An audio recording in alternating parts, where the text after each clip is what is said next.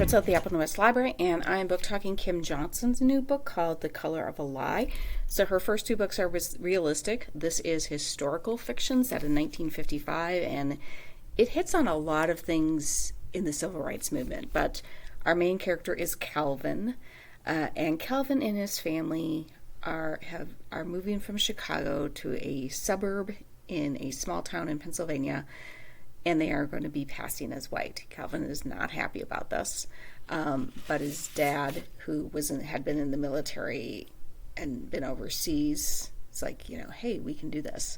And I get the sense they've done it before. Like, not completely, but like they've been able to do it before because his dad worked for the Green Book, if you've ever heard of that. So let's talk about Calvin. So the reason they're moving from Chicago is because something tragic happens in Chicago. They feel like they have no choice but to move.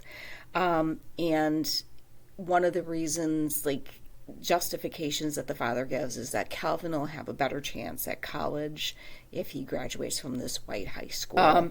Calvin just finds this constant passing as white exhausting. He's done it before, like he helped his dad with the Green Book, but he would do it when he was in Chicago, but just for short bursts and stuff like that, not like living this. And they know if people find out, like, they could literally mean their lives. So it's Calvin and his mom and his dad. He had a sister, that's part of the tragedy, but his brother Robert, who cannot pass for white, happens to also be on this town, but on the other side of town. And Calvin, being so exhausted, ends up going out to seek out his brother, ends up meeting other African-American kids, including Lily. And Lily is a girl who is the first to try and integrate into this white high school that Calvin is attending, because Brown versus the Board of Education has passed. But once again, a lot of laws have been passed, but people are finding ways around them. Calvin is also working for the realtor who sold them their house, and he just so happens to find, he does go searching to find some stuff, and he finds documents, like there's a conspiracy between the realtors and the bankers and stuff like that to keep housing prices like at a certain level, is basically to keep out anybody who's not white.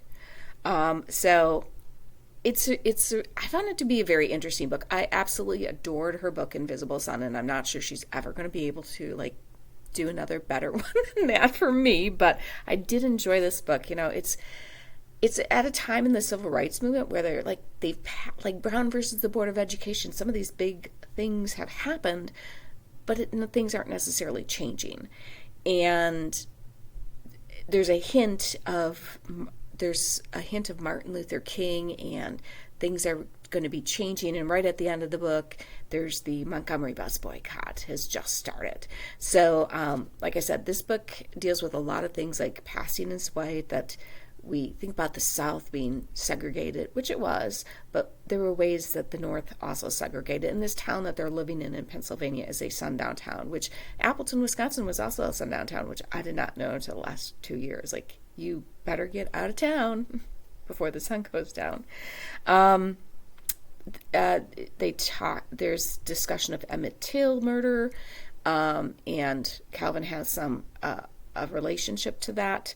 Like I said, Brown versus the Board of Education, and he gets to meet Thurgood Marshall, who was the African-American lawyer who brought that to the Supreme Court and won. And like I said, this started the Martin Luther King and the talk of like there's a new person on the horizon, and he's talking about doing something different. So they met lots of legal inroads at this time, but like I said, lots of things weren't changing. So I did enjoy this book, but still love Invisible Sun. So, yes, I would recommend this book if you're looking for historical fiction, particularly if you're looking for stuff dealing with race relations. I think this was a little bit more different, because I don't know if I've ever read a fiction book about somebody passing for white. So, all right. If this is not what you're into, I will help you find something else. Have a fantastic day. Keep on reading. Bye.